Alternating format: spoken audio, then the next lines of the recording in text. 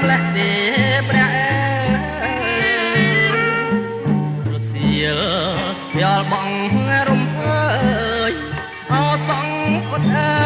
យបងសូមកាយលោកស្រី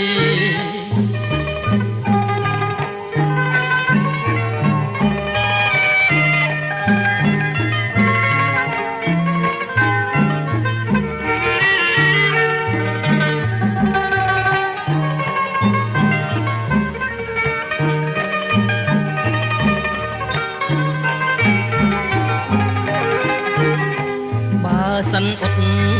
សក់វិញណាស្រួនល្អដូចអូនរឹកតែសំណាថ្លៃបងសន្យាថាក្នុងលោកីគ្មានស្រីណាផ្ទឹមបានឡើយអូនអត់សងអូមេហ្គា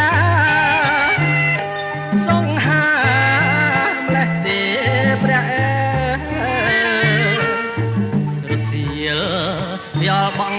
រំភើយអោសងអត់អើយបងសូមកាយលោកស្រី